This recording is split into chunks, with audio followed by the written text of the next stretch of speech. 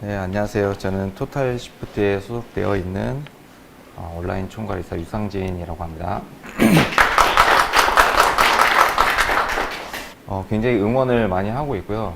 제가 이더리움 체인에서 굉장히 많은 것들을 진행을 하고 있는데 그게 파이코인으로 복제가 돼서 생태계가 조금 더 확장이 됐으면 좋겠다라는 생각을 개인적으로 가지고 있습니다. 지금 여기 보시면 굉장히 많은 내용들이 있는데 제가 이 부분에서 좀 크게 설명드릴 수 있는 내용이 있는데 첫 번째는 뭐냐면 지금 현재 파일코인 네트워크에서는 가장 큰 시장은 스토리지 그리고 검색 이 부분을 메인으로 진행을 하고 있는 것 같습니다. 그런데 더 중요한 거는 개발자들이 파일코인 네트워크가 사용자를 위해 할 수 있는 것들이 커스터마이징 해줄 수 있게끔 더 많은 것들을 발전을 할 수 있다. 이 부분에 대해서 조금 말씀을 드리고요. 여기 보시면 이게 파일코인 네트워크에서 거의 최초라고 생각을 합니다. 어떤 부분이냐면 파일코인을 사용해서 구축을 하는 것이 아닌 오히려 파일코인의 플랫폼으로서 구축을 하게 됩니다. 이게 무슨 말이냐면 지금 현재 이더리움이라고 하는 큰 체인, 레이어 1이라고 하는 큰 체인이 있는데 레이어 2라고 하는 사이드 체인이 있어요. 그게 이제 폴리곤, 아까 말씀드린 아비트룸 이런 사이드 체인이 있습니다. 근데 파일코인 네트워크에서도 그런 사이드 체인이 생겨난다는 거예요. 지금 현재 이더리움에서 가장 이제 이더리움 같은 경우는 완전 코인 자체가 이제는 채굴되는 양보다 소각되는 양이 훨씬 더 많습니다. 그래서 디플레이션이라고 하는 코인이라고 지금 현재 불리고 있어요. 이게 왜 그러냐면 채굴되는 양 비해서 소각되는 양이 훨씬 더 많기 때문에 그러는 거거든요. 근데 채굴되는 양보다 어떻게 소각되는 양이 더 많냐? 거래가 엄청나게 많기 때문에 그럽니다. 만약에 파일코인 네트워크에서 이 트랜잭션이라고 하는 건 내가 누군가한테 송금하고 여러 가지 스마트 컨트랙트를 사용을 해서 아주 많이 소각이 된다라고 하면 파일코인 역시 또 디플레이션 코인이 될 수는 없지만 그래도 발행량보다 소각량이 월등히 많아진다라고 하면 얘의 가치도 훨씬 더 뛰어날 수 있지 않을까 그렇게 생각을 하고 있습니다. 그리고 이제 몇 가지 예시를 살펴보면 첫 번째는 스테이킹에 대한 얘기를 하려고 합니다. 스테이킹 다들 들어보셨죠? 내가 어딘가에다가 내가 가지고 있는 자산을 예치를 해놓으면 거기에 대한 수익을 내가 가지고 오는 형식이라고 보시면 될 것 같습니다. 그래서 바이낸스에서도 스테이킹을 많이 하고요. 그다음에 아까 이제 말씀하셨던 덱스라고 하는 탈중앙화 이제 거래소가 있습니다. 이 덱스라고 하는 곳은 정말 괜찮은 게 뭐냐면 그 덱스를 운영하는 그 회사는요 탈중앙화 조직입니다. 은행이 아니에요.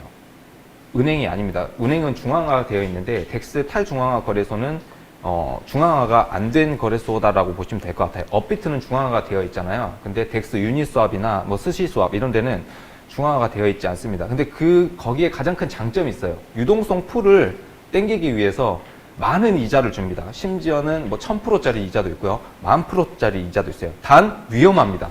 위험해요. 근데 그런 풀을 통해서 내가 스테이킹 이자를 받아갈 수가 있어요. 파일코인도 마찬가지입니다. 현재 굉장히 많은 곳에서 스테이킹을 진행을 하고 있어요. 바이낸스에서도 하고 있습니다. 바이낸스에서 30일짜리 스테이킹, 60일짜리, 90일짜리 스테이킹을 하고 있습니다. 근데 그 스테이킹 같은 경우는 10%에서 15% 사이라고 보시면 될 것 같아요. 연 이율이. 근데 굉장히 하기가 힘들어요. 그리고 최대 수량도 정해져 있습니다. 한 1000개 정도 수량을 하면은 그 이상은 스테이킹을 못하지만 이제 파일코인 버추얼 머신이 가동이 됐었을 때 이러한 부분들도 진행이 될 수 있다라는 부분들을 얘기를 좀 드릴 수가 있어요. 그래서 파일코인 내가 토큰을 가지고 있다고 하면 이 자원을 투자를 해서 파일코인 경제 내에서 엄청나게 큰 도움이 될 수 있는 그런 생태계가 만들어지지 않을까 이렇게 생각을 하고 있습니다. 그래서 스토리지 프로바이더 대출 시장이다라고 얘기를 하고 있습니다. 그리고 이제 저장에 대해서 얘기를 좀 해보려고 하는데 여기 중간에 보시면 이 NFT.storage 서비스라는 게 있어요. 저도 이거 실제로 활용을 하고 있습니다. 내가 가지고 있는 그림이나 혹은 내가 가지고 있는 이 사진을 저장을 할 수도 있고 내가 가지고 있는 NFT 마찬가지로 저장을 할 수가 있습니다.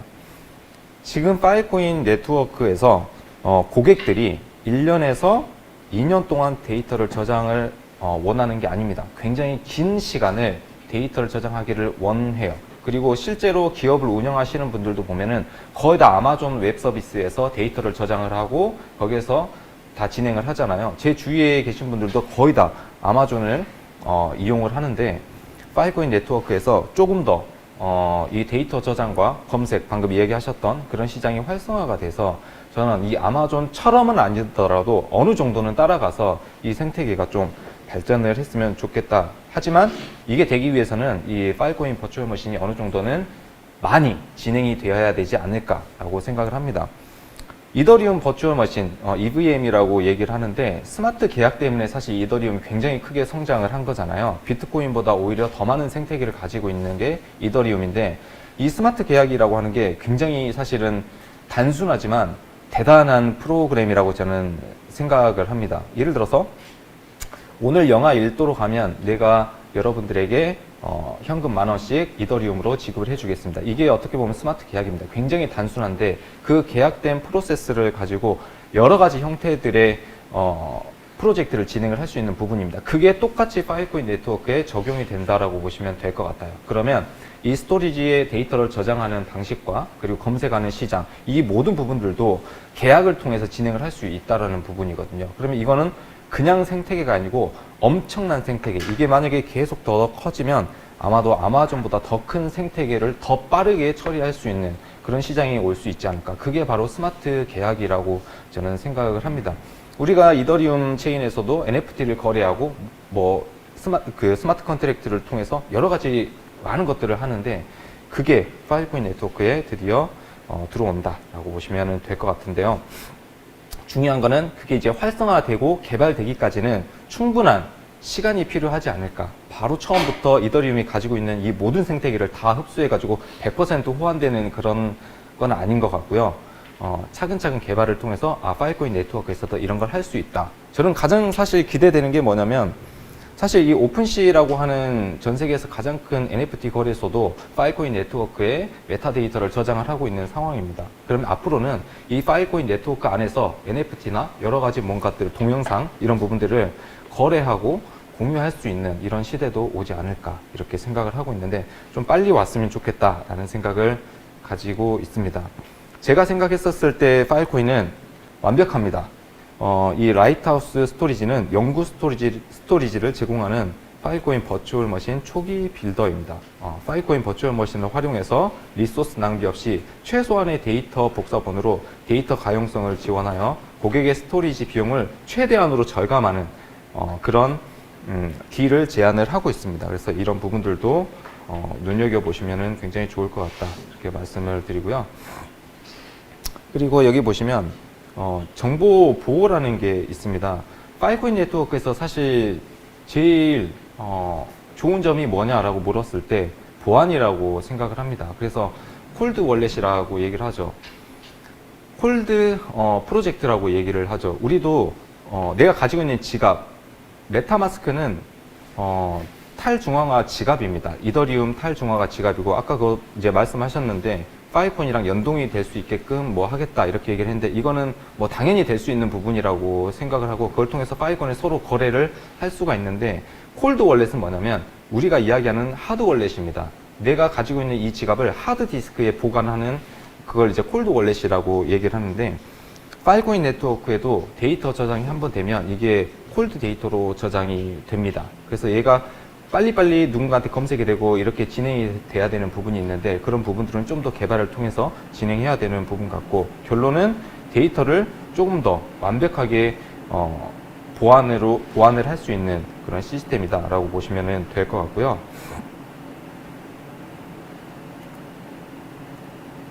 자, 이 부분도 한번 보도록 하겠습니다. 파일코인 버추얼 머신을 통해서 할 수 있는 거, 이 부분에 대해서 한번 설명을 해드리고, 데이터의 대해 계산 기능은 NFT의 총합, 그리고 100만 개의 노래 데이터 집합, 그 다음에 랜드셋, 그리고 집에서의 폴딩, 플리커 커먼스, 인터넷 아카이브 등과 같은 파일코인 네트워크에서 저장소에 갇힌 오픈 데이터에 의해 보완이 됩니다 라고 이렇게 나와 있고요. 자, 이 부분 한번 보고 가도록 하겠습니다. 웹 스케일, 웹3 어플리케이션이라고 되어 있습니다. 파일코인 버추얼 머신은 데이터에 대한 계산 및 행성 간 컨센서스가 통합하여 파일코인에서 성장하고 번영하기 위해서 트위터, 넷플릭스, 그리고 틱톡, 스포티파이 등과 같은 웹 스케일 어플리케이션에 필요한 프로그래밍성, 컴퓨터링 및 확장성을 만듭니다. 라고 되어 있는데, 이 파일코인 버추얼 머신이 되게 되면 다른 어플리케이션과도 콜라보를 진행을 할 수 있고, 파일코인 네트워크 안에서 엄청난 어플리케이션들이 많이 나올 수가 있습니다. 실제로 파일코인 그 내에서 만들어진 어플리케이션이 많이 있어요. 저도 뭐 여러 가지 써봤거든요. 뭐 허들론, 그리고 뭐 화상 채팅하는 이런 어플리케이션도 사용을 해봤고, 우리가 얘기하는 줌, 그런 미팅 이런 거 있잖아요. 그런 것도 사용을 해봤고, 파일코인 네트워크에서 또 만들어진 인스타 비슷한 그런 것도 있어요. 그래서 인스타그램처럼 사진을 찍어서 이걸 누군가한테 전송을 하고, 그리고 혹은 그걸 누군가가 살 수 있고 구매할 수 있고, 파일코인을 통해서 이런 부분들도 굉장히 개발이 현재 많이 되고 있다라고 보시면 될 것 같습니다. 다만 내가 실제로 느낄 수 있는 이런 부분들이 아직 피부로 와닿지 않는 부분들은 활성화가 되어 있지 않기 때문이다, 이렇게 생각을 하는 부분이고요. 이런 부분들도 앞으로 버추얼 머신이 실행이 되면서 많이 진행이 되지 않을까, 이렇게 생각을 하고 있습니다.